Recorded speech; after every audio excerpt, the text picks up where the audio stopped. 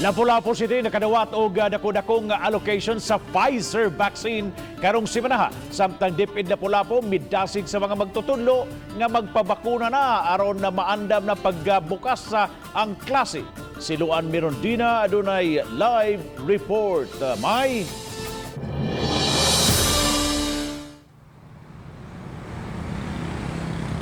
Bab, karong alas 6 sa gabi mao ang ceremonial arrival sa Pfizer vaccine. So higayuna, dako-dako ang gipropose nga gahin nga madawat sa dakbayan sa Lapu-Lapu. Karong adlaw, hingpit nang makonsume ang 1,170 doses sa Pfizer vaccine allocation sa Lapu-Lapu City. Nabakunahan na ganihang buntag ang 305 ka mga upunganon nga mo'y last batch alang sa naasoy allocation. Samtang ugma na usab, gipanglantawang mahurot ang nahabiling 600 doses sa AstraZeneca vaccine nga gahin sa dakbayan. Una nang nahurot ang Sinovac vaccine sa Lapu-Lapu City. Wala pa'y kasayuran kung kanus ang mga bot ang dugang supply sa AstraZeneca ug Sinovac.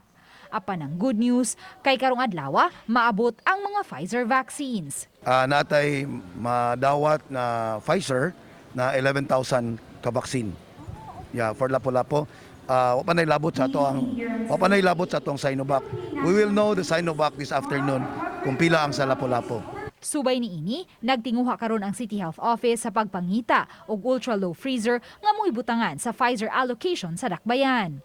Kung kaniadto, i-transport ngadto sa Chongwa, Mandawi og sa IEC ang mga magpabakuna og Pfizer karon mangita og paagi ang taga City Health nga mas duol ang storage aron mas paspas ang vaccination. Hassle kaayo ang pagpadung dito.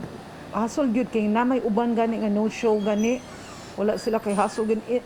Hinuon ang city ni provide man og dagko kay mga buses, no? Air conditioned buses. Pero mo lagi layo man gud ba? Lahi ra man gyud og naa gyud sa imong tugkaran gyud anak ka mamakuna. Sa pikas bahin, gidasig usab karon sa DepEd Lapu-Lapu ang mga magtutudlo nga magpabakuna. Sa pagkakaron, may 15 na ka mga magtutudlo nga nadistino sa DepEd Lapu-Lapu office ang nabakunahan na. Sagad kanila, mga senior citizens ug may mga comorbidities. Some sort of district evaluation, part of that is the advocacy of the program. So atong gi-encourage ang tanang teachers to register online so that they can get their own schedule for the vaccination program. Target mig around 70% sa atong mga teachers mabakunahan before magsugod ang klase.